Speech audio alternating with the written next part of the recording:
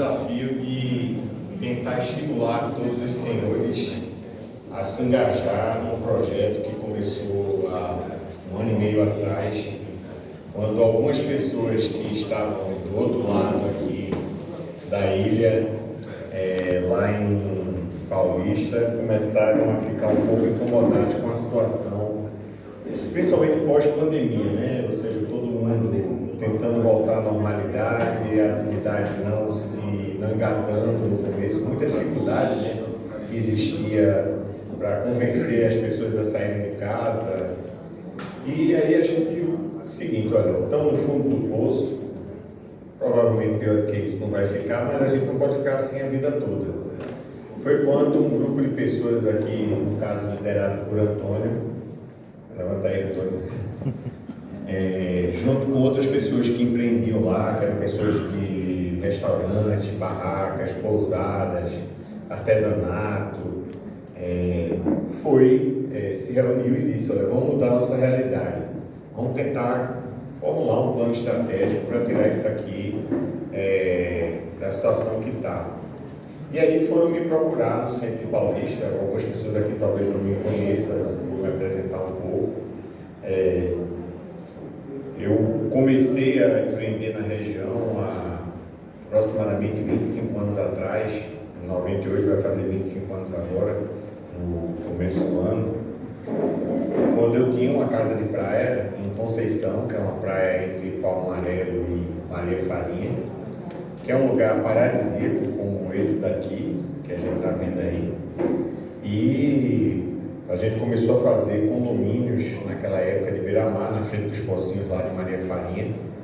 Na época em que Porto de Galinhas começava a despontar mais fortemente, e tudo aqui estava sendo abandonado. Eu passei minha infância aqui, adolescência, frequentando aqui Itamaracá. Meu pai ainda tem uma casa aqui, que não usa mais, mas tem a casa aqui. Por sinal, até nessa rua, na beira-mar, ele tem um terreno que comprou há 30 e tantos anos atrás, dizia que ia fazer uma casa, mas como entrou nesse negócio de decadência e tudo mais, ao longo do tempo, a chegada dos presídios e todos os problemas que a gente sabe que o crescimento desordenado leva, que não foi só em Itamaracá, eu diria que a região metropolitana do Recife, as regiões metropolitanas do Brasil têm sofrido esse processo, mas aqui foi um pouco mais acentuado, aqui no litoral norte. Isso fez com que o paraíso virasse um inferno. Infelizmente foi isso. E eu tenho uma cena que na minha vida pessoal me marcou demais. Minha mãe morreu aqui de ataque cardíaco porque não conseguiu sair daqui no dia de segunda-feira de carnaval. Com 56 anos, meu pai médico, meu irmão médico, a gente não conseguiu chegar na ponte, demorou 2 horas para chegar na ponte. E aí não teve quem salvasse. Isso mostra a falta de infraestrutura. Não tinha um hospital, não tinha acesso, e o turista não vai aonde não existe essa infraestrutura. E ele também não vai aonde não existe lugar para ele se hospedar. Na realidade, o turismo de Itamaracá sempre foi o turismo do veranista. A gente não tinha, há 30 anos atrás, acho que 150 leitos aqui em Itamaracá. Hoje, se somar muito, não chega a 1000. Alguém aqui pode não chega a 1000. Então, você não faz um destino com 1000 leitos. Nunca vai fazer. Uma empresa de operadora de turismo, e aqui Eduardo talvez seja a pessoa mais experiente daqui de todos nós aqui, porque trabalha nisso há mais tempo e sabe o que é destino turístico, ele foi um desenvolvedor de destino turístico, sabe que não se desenvolve turismo sem densidade e sem leito. Se não tiver o leito, o turista não vai para ficar, ele é um passante. Então, aquela região nunca vai se desenvolver. Então, tem os problemas estruturais e tem os problemas de falta de leito. E aí não é só de Itamaracá. Igaraçu não tem, Paulista não tem, Maria Farinha não tem, tinha ali o Amoaras, as Amoaras são 74. Se somar tudo hoje, talvez que tem em Paulista, não dá 500, ainda menos do que Itamaracá, não dá 500 quartos. Então, não tem como você desenvolver o turismo a princípio sem isso. Mas como é que você vai atrair gente para investir em leito? E aí tem uma história bem assim, duas histórias muito importantes. Uma é o Beach Park e a outra é Porto de Galinhas. Na mesma época em que isso aqui estava no auge e se tivesse tido um projeto estruturador e organizador, teria vingado. E esses outros lugares não eram nada, aqui já era alguma coisa. Maria Farinha, Itamaracá, o Gavoa, toda essa região a gente já teve um apogeu lá atrás, na década de final de 80, 90. Isso aqui era um lugar, era cantado em música de Tim Maia, Iracema e Itamaracá. Todo mundo, quando eu falar essas duas palavras, com certeza se lembra da música. E a gente viu isso e entrou em declínio. Então, essa falta de planejamento. Aí vamos ver, no Beach Park, um areal que não tinha nada, em 1994, um grupo local disse o seguinte: vamos trazer um parque aquático. Foram lá nos Estados Unidos, viram o que é que tinha de mais moderno e contrataram o parque aquático. Nessa mesma época, no mesmo ano, uma pessoa que nasceu aqui em Paulista, que se mudou na época de Brasília, da formação de Brasília como candango, formou um império lá, transportando no começo, com um caminhãozinho dele, transportando areia no começo das obras de lá, conseguiu botar uma rede de hotéis lá, depois uma torrefação de café, e disse: um dia eu vou devolver a minha terra, o que a terra me deu, eu saí de lá e eu quero fazer algo diferente. Na mesma época que o Beach Park estava contratando o parque, ele disse: eu vou contratar um melhor do que o do Beach Park. E ele contratou os brinquedos do Veneza Water Park. Os dois começaram a desenvolver no mesmo momento.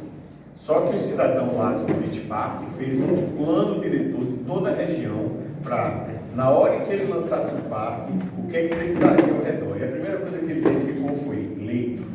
E tem que ser um leito qualificado. E ele disse: vamos botar um resort aqui. E botou o Beach Park Resort ao lado do Beach Park. Era um dos hotéis mais sofisticados da época do Brasil, mas foi a âncora que deu início a tudo aquilo que a gente viu acontecer lá em Aquiraz. Aquela região hoje é um dos principais destinos do Brasil e o Ceará se transformou, o Ceará que é hoje no turismo, a partir do Beach Park.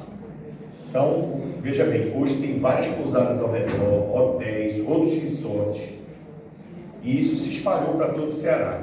1995, nesse mesmo dia, 98 foi a inauguração, 95 foi a contratação, 98 foi a inauguração. No mesmo dia que inaugurou lá, uma semana depois, inaugurou aqui o Veneza Water Park, mais moderno do que o Beach Park nos brinquedos. Não tinha hotel, não tinha planejamento, até para fazer o final do viaduto na frente do governo do estado prometeu, não fez. Ele teve que terminar no final às pressas.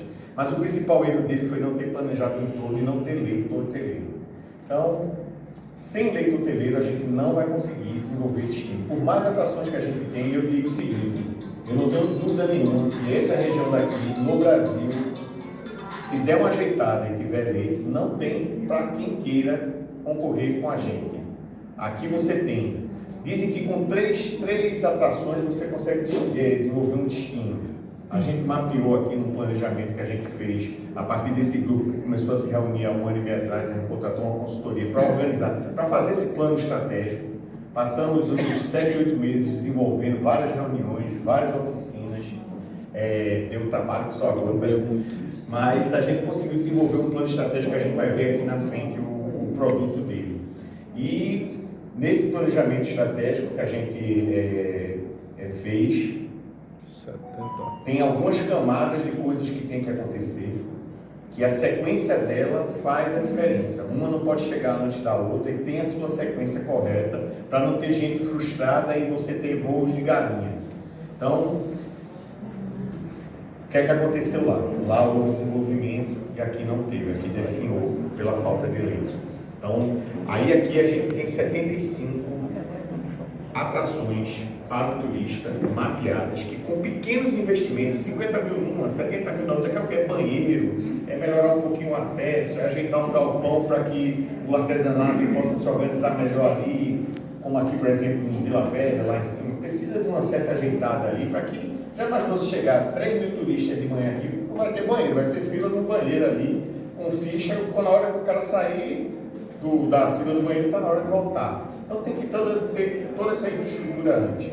Então a gente começou aqui, e o outro é Porto de Galinhas, que andou também igualzinho como a gente está fazendo agora, com uma associação de pessoas locais, pedindo não algo faraônico, era uma estrada para chegar aqui, o saneamento, coisas básicas. O resto foi iniciativa privada, foram eles pequenos e médios empresários que fizeram dali a coisa acontecer, e depois os grandes vêm por gravidade. E quando o grande entra, serve como uma atração para outras cadeias e outras pessoas investirem na região. Então a gente vai ver aqui quais são os passos que a gente já está dando, já está bem orientado, algumas pessoas vão se surpreender de quão adiantado já está esse processo. E quando isso aqui começar a sair do papel no próximo ano com obra de terra e cal, né, como se diz, a gente vai efetivamente ver a velocidade disso tudo andar. Então, esses dois exemplos eu uso assim como paradigmas para que a gente aprenda com os erros e com os acertos. Hoje, Porto de Galinhas, infelizmente, está vivendo um momento que talvez Itamaracá tenha vivido lá no final da década de 80, começo de 90. O seu sucesso pode levar ao seu fracasso, porque se esqueceram que depois de trazer o leito, sem as atrações, nada funciona. Uma simples praia monótona, que de dia o turista vai para lá, mas de noite não tem o que fazer, e a praia, o cara não aguenta a mesma praia todo dia, 7 dias na semana, ele quer ver coisas diferentes. Porto de Galinhas, infelizmente, investiu muito agora em leito e não investiu no entretenimento. Tivemos com a prefeita lá, eu sou hoje presidente da ADEM, fui junto com o presidente Sinduscom há um ano e meio atrás, conversar com ela, dizendo, olha, eu represento o mercado imobiliário, mas eu acho que foi demais aqui. Está havendo uma sobrecarga, e não é nem pela quantidade de leitos, é porque vocês não dosaram, obrigaram ou induziram, que tem como o governo induzir, com incentivos, com subsídios, para que a atividade de entretenimento, que no final das contas é o que, entretenimento, quando eu digo, são atrações não só de festa, coisa desse, é um tipo, mas atrativos históricos, gastronômicos, culturais, que a gente aqui tem de dar, para dar e vender. Então, essa imagem é muito significativa, porque aqui é o epicentro de tudo, ou seja, quando eu penso em Litoral Norte, o epicentro é exatamente a Coroa do Avião para mim, é onde tudo acontece. Então, dito isso, esse é o território que a gente quer trabalhar, só que a gente vai trabalhar por camadas. Não adianta eu querer abraçar o mundo de uma vez só, a gente tem que ir formando densidade, massa crítica, para que a coisa efetivamente funcione. Então, o que é que acontece? No primeiro momento, e a gente vai ver aqui na apresentação, direciona para ali, ó. Ei, direciona para ele. Não, para ele eu estou direcionando, está vermelho, agora na tela que acho que ele não tem alguma coisa. Ele não pega na tela. Ah, ele não pega na tela, então vamos lá.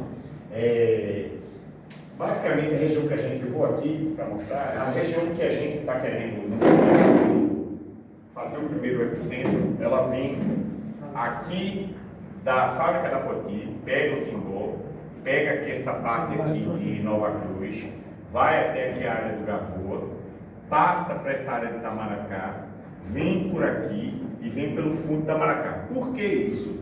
É a área que está mais preservada e é a área que o turista vai querer ver. Infelizmente, o turista não vai querer ver isso aqui. O turista não vai querer ver isso aqui.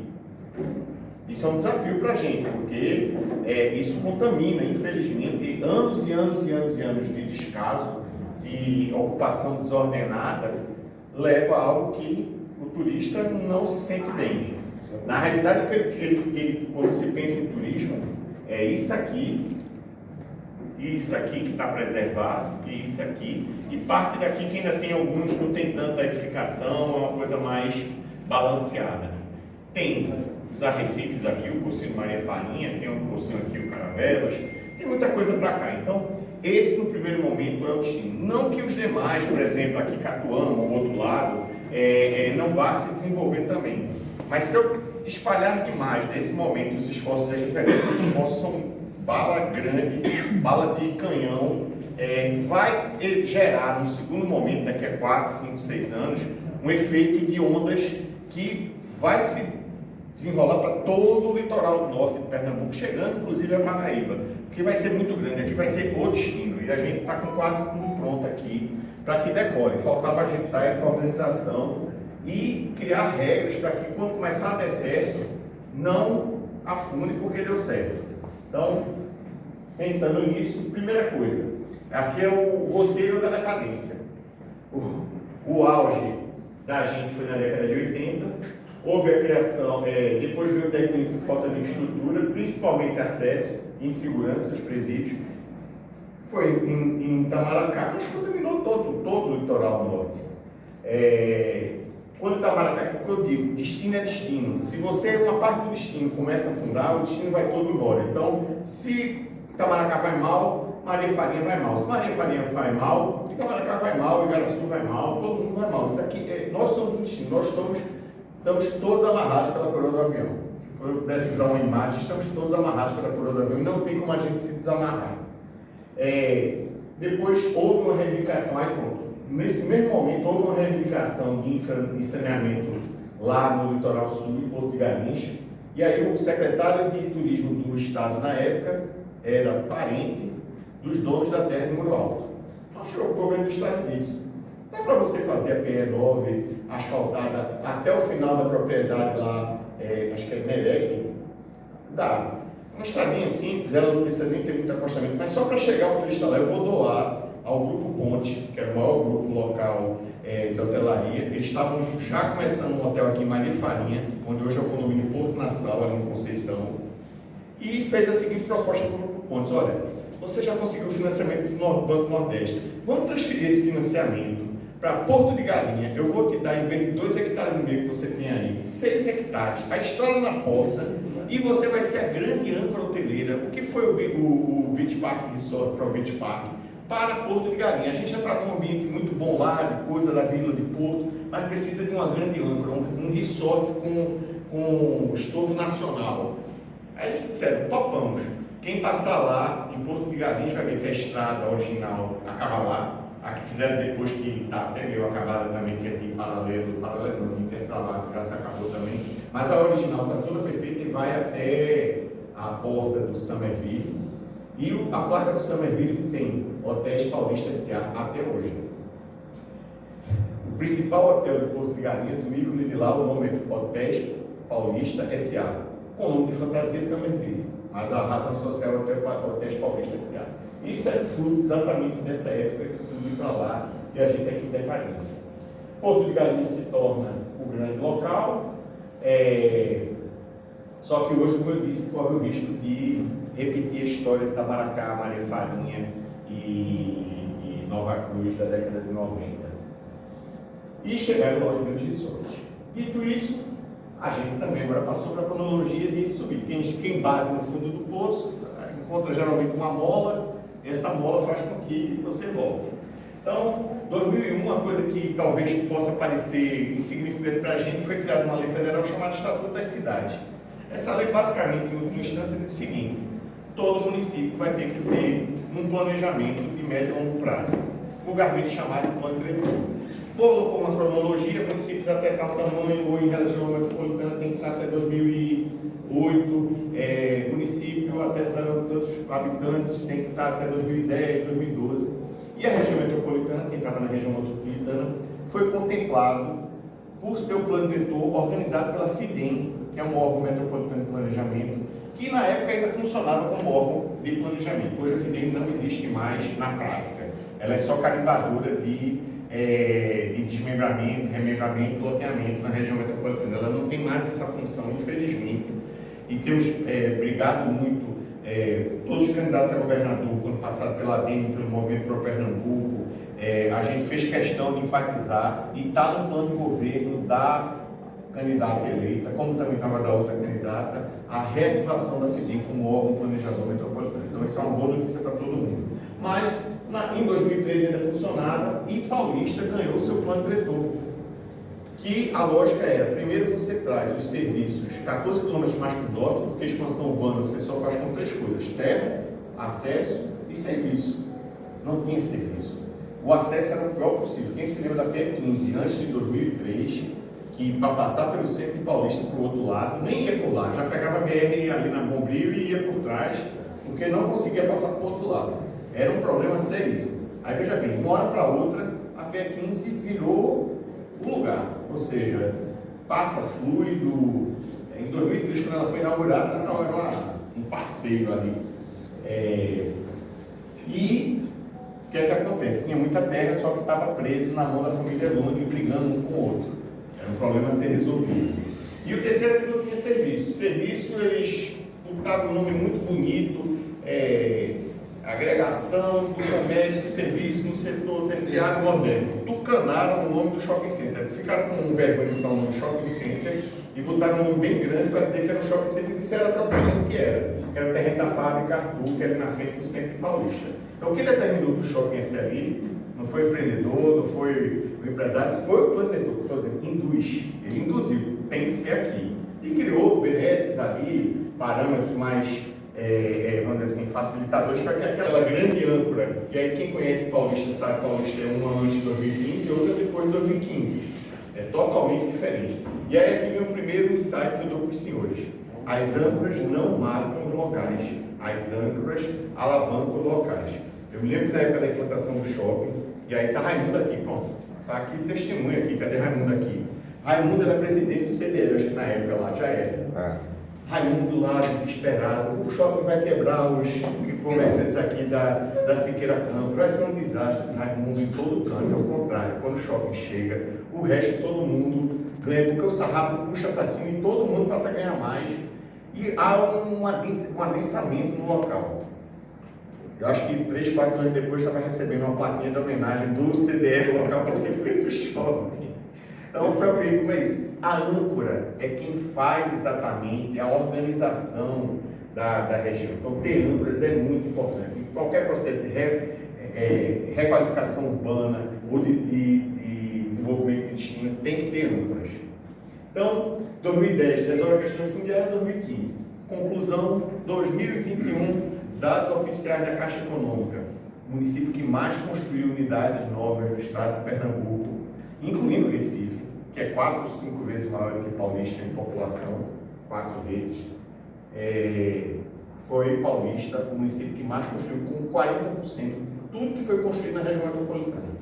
Isso não foi de graça, foi fruto, foi o planejamento chegando lá. E isso é só o começo. Como os senhores vão ver aí na frente, vai acontecer agora em Paulista, nos próximos anos, de uma escala assim inimaginável e qualificadora. Bairros planejados, com muita urbanidade, e a gente vai ver aqui que uma das âncoras que tem para o turismo dialoga um pouco com isso. Então, está nascendo a Nova Paulista, essa foto já está desatualizada, tem 3 anos.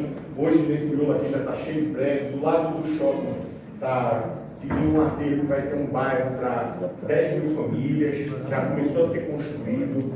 A Potita lá na frente a gente vai ver também, vai ser outro bairro planejado, vai ter um aqui no Frio, nessa área daqui, outro bairro planejado. A Aurora é um bairro planejado também. Então a urbanidade aí está organizando tudo. Como no turismo a gente vai ver aqui na frente, também vai acontecer.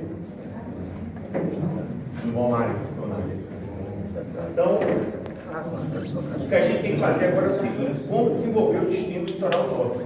Esse é que é o desafio da gente. Esse foi o desafio colocado por esse grupo de pequenos empresários que bateram lá no meu escritório há 1 ano e meio atrás. Vamos nos organizar e vamos formar o trade turístico no começo de Maria Farinha. Depois a gente expandiu o nome para o Litoral Norte, não com o intuito de ser o de lá, o Litoral Norte. O Litoral Norte é de todo mundo aqui. Eu me lembro de uma frase de Ives que diz: um avião não anda só com uma asa, né? Tem que ter as 2 asas. Nem o Litoral Sul anda sem o Litoral Norte, Pernambuco não anda sem uma asa, como também no Litoral Norte não vai andar só Maria Farinha sem Itamaracá, sem Goiânia, sem Garaçu, sem Itapissuma. Todos esses municípios vão ter que se engajar nisto, porque eles serão tanto destino dos hóspedes como destino dos hóspedes hospedados nas suas visitas no dia a dia. Vai haver um intercâmbio. E essa diversidade de atrativos é que vai fazer esse destino se diferenciar. Então, esse é um outro ângulo mostrando exatamente de Paulista para lá, onde as coisas devem começar a acontecer, mas não devem acontecer só em Paulista. O segredo para esse negócio dar certo é tudo começar a acontecer, no mínimo nesses 3 territórios, que é Maria Farinha, Nova Cruz e a parte de cá, sul da ilha de Itamaracá e a parte oeste, de uma vez só. A gente tem que decolar o Boeing de uma vez só. Se isso decolar de uma vez só, a velocidade de maturação do destino vai ser muito maior do que só lançar Maria Farinha e não acontecer nada do outro lado. Então, medidas estruturadoras. Quais são os pré-requisitos que a gente tem que ter? A gente já vem trabalhando há 1 ano e meio, com várias conversas com governador, com deputados, fomos à Assembleia, com o presidente da Assembleia, outros deputados, para tentar tirar do papel essas coisas. Primeira coisa, criação da legislação para fundar o Distrito Turístico Litoral Norte, Parque Paulista, Abreu Lima, Igaraçu, Itapissuma, Itamaracá e Goiânia. Esse é o território. É uma legislação que já tem uma minuta na Assembleia, a gente levou lá para a Heriberto, o pessoal dele já tratou. Júlio Shoa também já evoluiu também alguma coisa, mas a gente precisa, aí eles disseram, vamos votar agora antes da eleição. Eu disse, olha, não vale a pena para mim, porque o que propuseram para mim era criar a legislação da governança, que é importantíssimo, que é exatamente esse arranjo territorial para que a coisa não degringole depois, a regra do jogo fique clara. Os municípios vão ter que abrir um pouquinho mão da sua autonomia em detrimento da autonomia geral, ou seja, ninguém vai fazer. Um cara está ajeitando de um lado e o outro está esculhambando o outro. Um plano diretor faz uma coisa, o outro diz que pode verticalizar e fazer do jeito que quer. Então, não pode ser assim. Vai ter que ter essa gestão territorial. E o fundo. Como propuseram para mim, ok, a gente faz a governança, mas sem o fundo, eu disse, olha, eu prefiro esperar mais 6 meses de uma nova Assembleia, a gente maturar um pouco mais isso, porque disseram que não ia dar tempo de fazer o orçamento deste ano que vem. Ok, o mundo não vai acabar. Então vamos fazer a coisa bem feita e já nascer correto. A governança com o fundo. Por que o fundo? O fundo não vai ser colocado para fazer hotel, para isso tudo. O fundo vai ser feito para o quê? Treinamento, organização, divulgação, o próprio controle territorial. Então o fundo é destinado a isso. O fundo não é destinado para aqui tem um Banco do Nordeste que está aqui nos assistindo muito bem, e eu faço aqui uma deferência aqui a Rosberg, que tem sido aqui turnamente parceiro da gente, junto com o banco, já criou território estratégico, a gente já teve com a superintendência, com todo o pessoal de lá, e eles já destacaram isso aqui, tanto é que o Rosberg está aqui e todo dia cobrando da gente ações e tudo mais.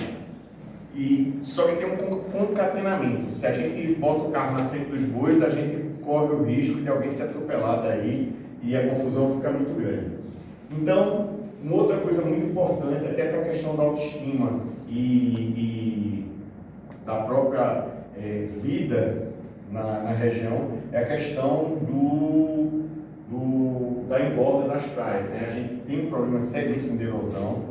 Isso foi bastante acentuado devido ao fato daquela construção lá no Porto do Recife na década de 60, 70, e que sai lá das praias todas, veio de Milagres lá em Olinda e litoral norte à frente. Não é fruto das mudanças climáticas, isso não é mudança climática, isso aí foi uma obra mal projetada e que teve efeitos colaterais não esperados, não antecipados, que ia acontecer aquilo. Jaboatão sofreu isso por causa de SWAT, mas Jaboatão já teve a sua engorda. Se Jaboatão conseguiu, por que a gente não consegue? Aí é mobilização de todas as esferas do governo, municipal, estadual e federal, para poder colocar os recursos. Já tem licença, inclusive. A gente precisa, talvez, melhorar um pouquinho o projeto, mas a licença já existe, é o mais difícil.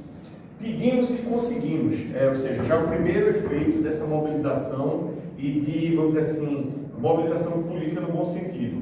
Fomos peregrinar para o governador, o secretário de turismo, da Assembleia. A gente precisa que a forma de chegar nesses locais, principalmente aquela forma final, eu não vou resolver os problemas da BR-101, que eu digo contorno do Recife. Esse é um problema metropolitano. Não é por causa do turismo do litoral norte, mas ele é beneficiado. Quando melhorou aquela parte do contorno, que vai dar bombril à Coca-Cola, melhorou para todo mundo. Mas aqui é da gente, ou seja, PE22 é da gente, PE21 é da gente, PE15 é a espinha dorsal que liga todo mundo, PE14, PE35, PE49, todas elas estão faltando aqui, mas todas elas estão em obra, todas, sem exceção, foi colocado no pacote, não foi de graça que o governo colocou, ele não colocou porque ele é bonzinho não, botou porque teve muita pressão que a gente fez, mostrou que era importante esse investimento, não só para a qualidade de vida, não só para o turismo, mas para a qualidade de vida das pessoas do litoral norte. A gente está falando aí de 2 milhões de habitantes. Tem países que não têm essa população. A gente tem aqui no litoral norte.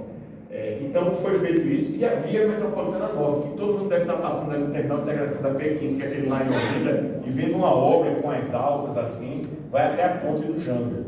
Imagine quanto isso não vai melhorar a mobilidade ali da própria P15, porque aí você indo para o Janga, você não vai ter que ir mais até a Roseira do centro de Paulista, pegar a P22 e depois Manepá. Você já vai cair direto pela Via Metropolitana no Janga, sem passar pelo trânsito de Olinda. Uma via com 3 faixas indo e 3 faixas voltando. Falta só 1 quilômetro.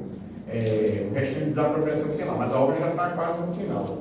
Conseguimos isso.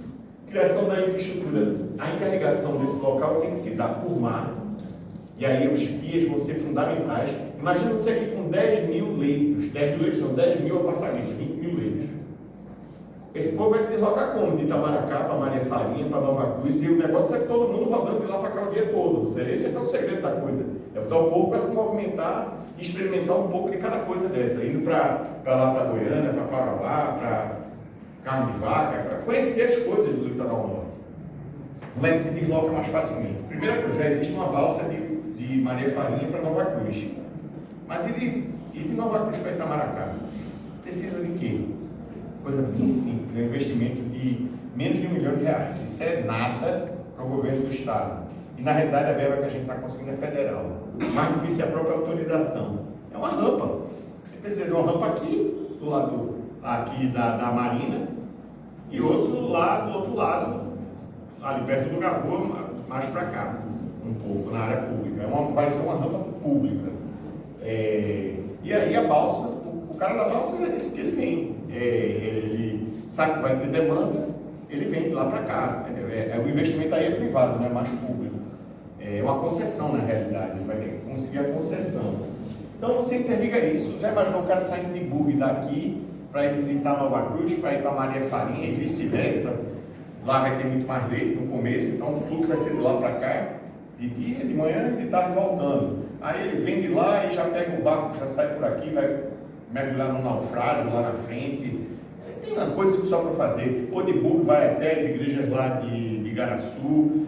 Tem muita coisa para fazer aqui e a gente precisa dessa mobilidade. A mobilidade da gente vai ser de barco, os barcos, os catamarãs, os barcos. Quando a maré estiver mais baixa, um barco que passa mais facilmente. E vai ter que ter essa mobilidade. Um hotel escola, porque a gente vai ter que treinar, se a gente vai ter 10 mil quartos daqui a 10 anos. Onde é que eu vou treinar esse povo todo? Vai precisar do SENAC, treinando gente para trabalhar em hotel, gente para trabalhar em restaurante, gente, todo tipo, toda sorte de serviço que vai precisar aí. Vai precisar o SEBRAE qualificar os próprios empreendedores, porque tem pessoas que têm que se preparar para esse upgrade, como teve na rua lá na Siqueira Campos. A Siqueira Campos, o pessoal da Siqueira Campos hoje é muito mais profissional do que ele era 10 anos atrás. Então, se capacitou, veio seguindo, puxando o salário. E tem o SEBRAE que efetivamente ajuda, empurra o empreendedor a chegar nesse nível. Com o financiamento do Banco Nordeste, que é voltado exatamente boa parte para esse tipo de público, e não só para esse, ele vai do grande ao micro, passa por todas as etapas.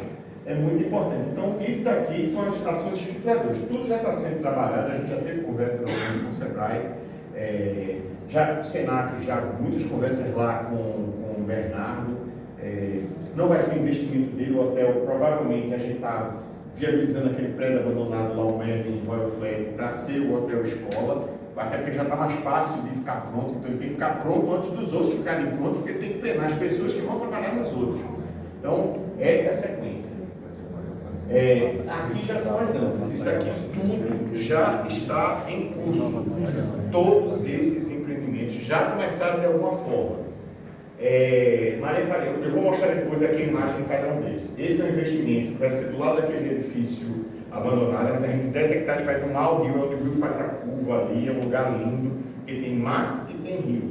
e no trecho do rio, talvez um dos mais bonitos ali daquela região.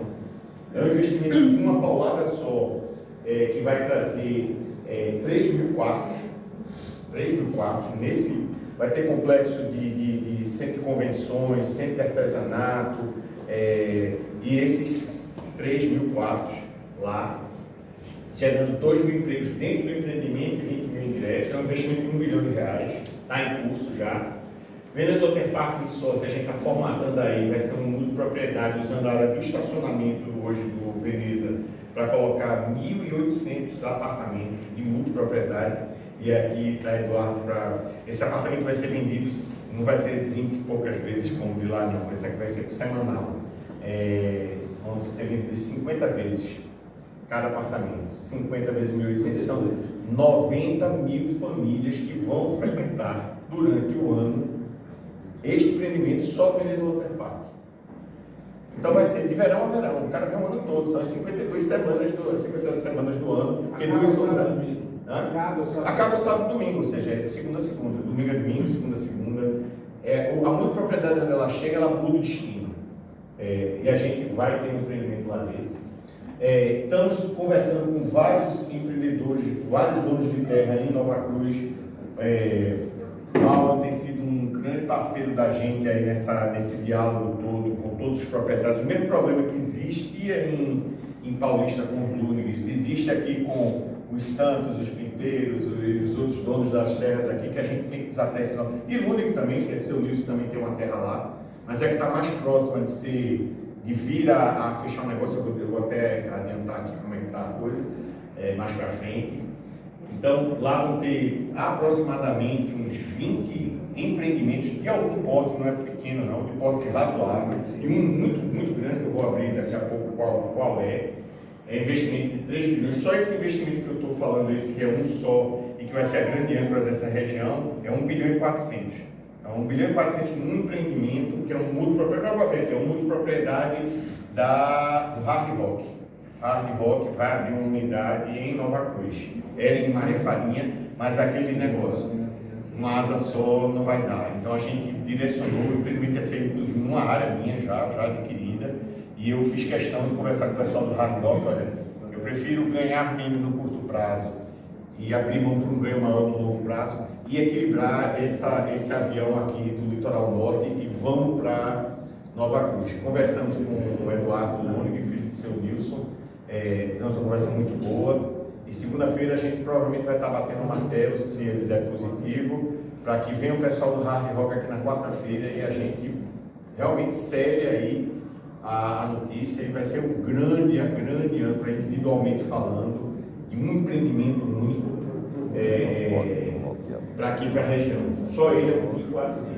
E esse outro, que é um mega investimento, que já começou a aprovação, já está aprovado, só está na regularização de matrícula e cadeia dominial, que é uma área da Votorantim, de 1.800 e alguma coisa, antes até da do Nunes, que era do 1910, a do Nunes, essa de lá é de 1.800 e alguma coisa, mas já está tudo aprovado, o bairro já está adiantada a sua aprovação, e provavelmente em fevereiro a gente já vê as primeiras obras lá no terreno, na área. São 400 hectares, a gente vai ver algumas imagens aí.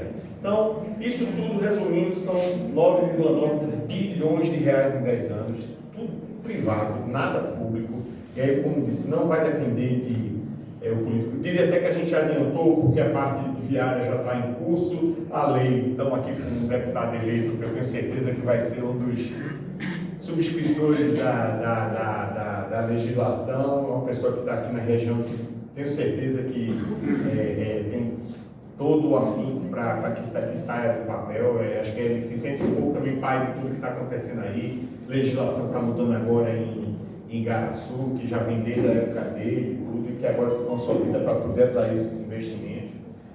E a gente quer que exatamente são 10.400 empregos diretos, 89 mil empregos na região como um todo, e a gente quer fazer isso em 10 anos. Lá no Litoral Sul demorou 30, só que com a organização e as âncoras certas distribuídas, a gente encurta esse prazo e com aquele treinamento todo que a gente falou. Então, em Maria Farinha, o grande terreno dos 3 mil leitos é esse aí. Veja que é no lugar onde o rio faz a curva, forma uma baía aqui, vai do mar ao rio. Esse estacionamento vai se transformar em propriedade, são 1.800 leitos. Do lado ia ser o Hard Rock. Aí a história já tem tá tudo bem, um mais sofisticado, mais luxuoso, mas aí não tem nada em Nova Cruz. Vamos para Nova Cruz. Aí estamos indo para lá. E esse terreno fica um pouquinho mais para frente. E ele fica mais para frente, porque veja, olha como ele é pequenininho, esse que seria o Hard Rock, em relação ao que é a Poti. Então não fazia sentido. Então deixa a Poti gastar bala, e daqui a 10 anos a gente faz alguma coisa aí, não vai faltar empreendimento. Aqui mais para lá um pouquinho, aquele onde o Rio faz a curva, a Poti aqui com esse mega investimento aí, um complexo de residencial, bairro planejado, parque hoteleira, tem tudo aí dentro. Já é uma âncora, fevereiro começa as obras. E aqui é um esquema. A Poti aqui. Aí eu dei área para um possível Hard Rock. Já possível porque eu já estou contando que era o antigo e já voltou. Então, que era a área do Pinteiro, que era ali do Gavoa, aí eles desistiram por várias questões, era pequenininha, tinha problema ainda de regularização. Vieram, nos procuraram, aí a gente deu essa opção, eles aceitaram e agora eu estou sugerindo que ele volte para cá, mas para a propriedade ramária, que é de São Wilson, que é aqui, que é essa daqui. Que para mim é um dos lugares mais bonitos de todo o litoral norte. A balsa já existe daqui para Nova Cruz, a gente precisa da balsa daqui para o outro lado. E está faltando aqui eu colocar exatamente essa apresentação que eu tenho que refazer, esse lado aqui. Tem que ser pousadas de charmes, aí é de charme, até pelo tipo de topografia, a própria capacidade atual da região de absorver. Num primeiro momento, âncoras muito qualificadas de charme, daquelas de primeira linha, tipo Fazano, aquela que tem lá em Barra São Miguel, eu me esqueço, não, todas eu me esqueço, mas uma também muito qualificada, aquela que também tem em Pacacho. Trazer esses caras para cá, coloca 3. E depois aí vão dar condomínios tipo Marus, coisa de mais baixa densidade, nada vertical, com muito bangalô, com coisa que você vai ganhar mais por metro quadrado, coisa mais qualificada. E Itamaracá vai ser, vamos dizer assim, a joia da coroa, vai ser o lugar sofisticado de todo esse, mas com mais exclusividade, vamos dizer assim. Só que recebendo essa montanha de turistas fazendo fluxo todos os dias para lá e para cá. E outra coisa, vão aparecer, já tem um hotel aqui, tem pousadas, isso tudo aqui vai se desenvolver, vai haver uma qualificação. Pode ser que vai ter um bocado de casa aqui sendo derrubada para ser construído de pousada mais qualificada, mais ajeitada ao longo do tempo. Isso vai acontecer naturalmente. Isso aqui é um esquema, aí a gente ainda tem o seguinte, isso aqui é tudo para mostrar que tem um aeródromo, todo mundo sabe que existe um aeródromo chamado Coroa do Avião, que falta 300 metros para descer Boeing. Completando mais 300 metros de pista, desce Boeing com passageiro. Hoje já desce Boeing, já pode descer Boeing, mas a ANAC não homologa para descer com passageiro. Mais 300 metros, já conversamos com a governadora, eu tenho conversado com o governador que está saindo, mas estava no final do governo, ainda tem que fazer projeto e tudo. A governadora colocou como sendo uma das prioridades tocar isso aí, que na realidade o que é que precisa? É que a PE14 ela rebaixe um pouquinho para que a pista, o complemento de pista passe por cima. Então é isso que precisa ser feito. A área é alta, aquele terreno é alto, ele está na cota 10 acima do nível do mar. Antes daquele alto ele vai ter que fazer um rebaixamento, é como se tivesse um viaduto, 10 metros de viaduto na pista, passando para que ela seja completada a 300 metros. Então isso vai viabilizar o aeródromo para descer Boeing. Qual é o destino no Brasil que tem aeroporto descendo a 5 km, com um resort vamos dizer assim, com essas características de campo, de natureza, a 5 km o Boeing descendo. Pode vir avião de São Paulo, de Minas, de Fortaleza. Internacional não dá, porque aí tem que ser Boeing daquele 737 ou esses aviões da Embraer.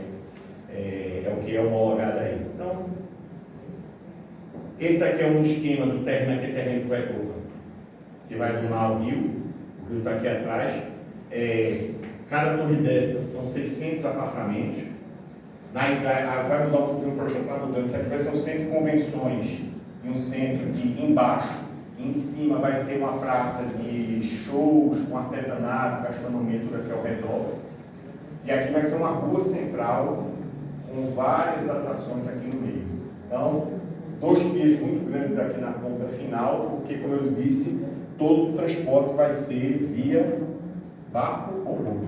A ideia é que isso é que seja a essência, o molho da coisa aí. O cara sai daqui para o Hard Rock, daqui para a Coroa, para entrar aqui para aqui para Itamaracá, para o Forte, para os tudo de barco, para o Pocinho. Esse é o da Beira-Mar, são 600 quartos. Uma etapa lá de trás com mais 1.200 e a outra etapa com 1.200. Esses são a mesmo tipo de torre no estacionamento do Veneza, aí é o Veneza. Esse daqui é um projeto desenvolvido por Mauro, ele é conceito, embora esse aqui seja o galpão lá da marina dele. Mas aqui, esse aqui é um resort, aqui é outro, aqui é outro, aqui é outro, aqui é outro, aqui é outro.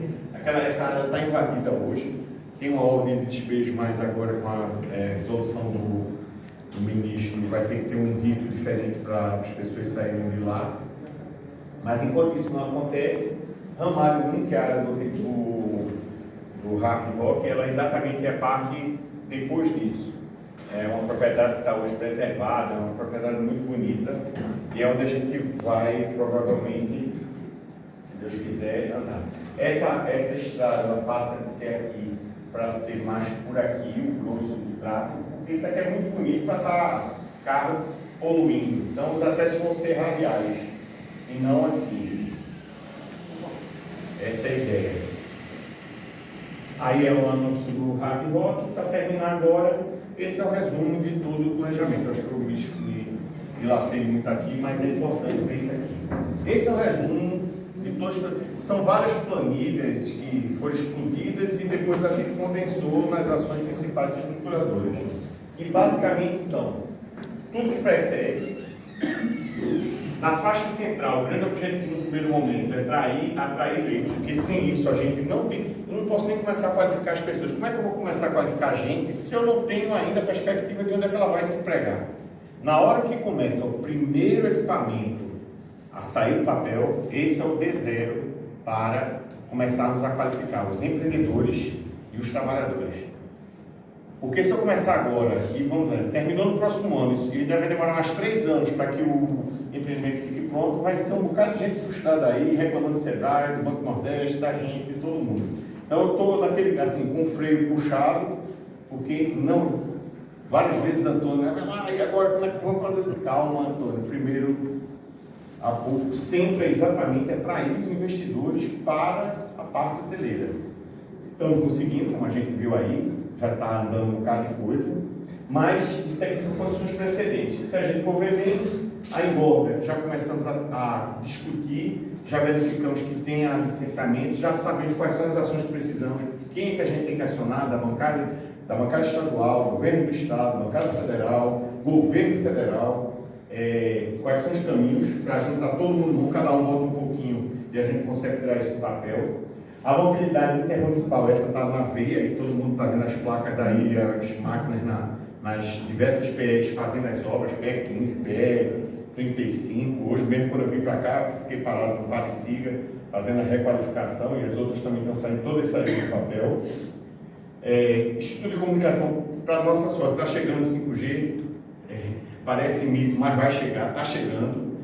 Daqui a uns 6 meses, eu acho que já vai ser realidade para a gente não vai ter esse problema aqui que dava para baixar a internet, que não conseguia e tudo. Esse é o problema que o turista tem. O turista não vai onde não tem internet. Eu vou contar uma experiência rapidinho. Eu passei o carnaval esse ano no Rio Amazonas.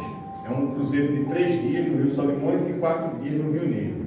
Você sai de Manaus, tudo bem, está ali na internet, quando dá 4 horas depois a internet vai embora.